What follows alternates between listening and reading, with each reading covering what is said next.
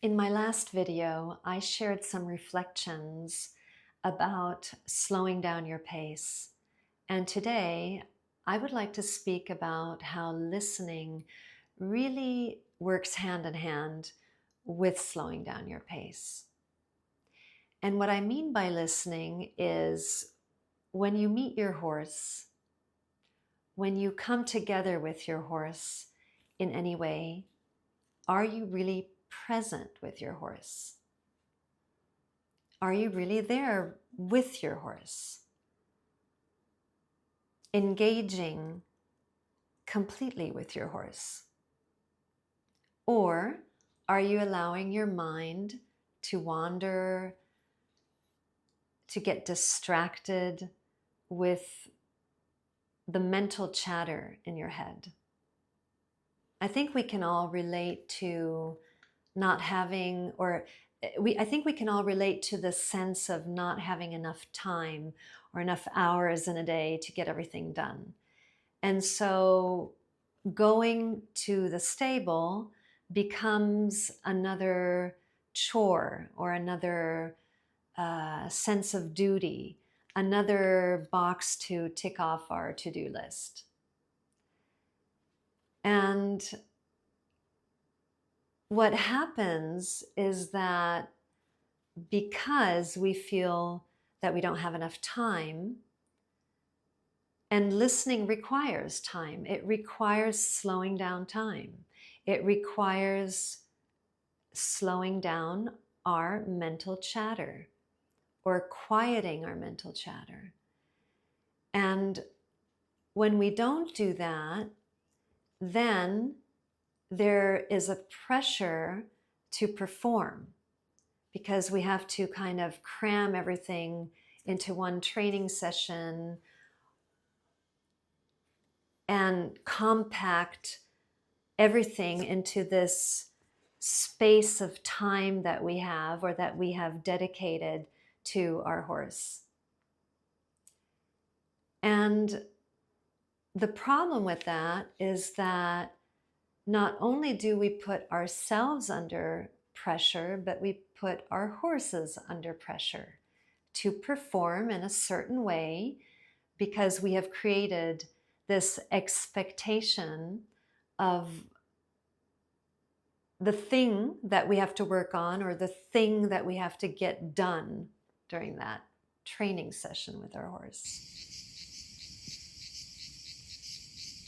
And when we do that, we are really overriding our horse's needs and ability in that moment. Every day we are different.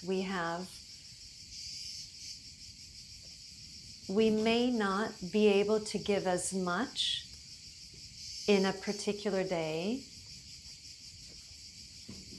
and as opposed to another day.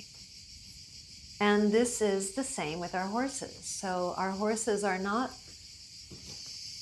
always the same. Maybe for various reasons, really.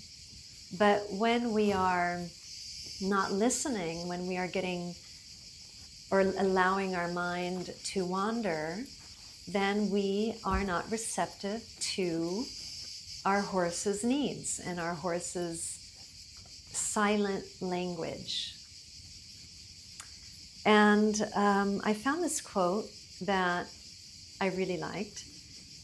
It's from Dean Jackson, and he says, "Listening is an art that requires attention over talent, spirit over ego, others over self."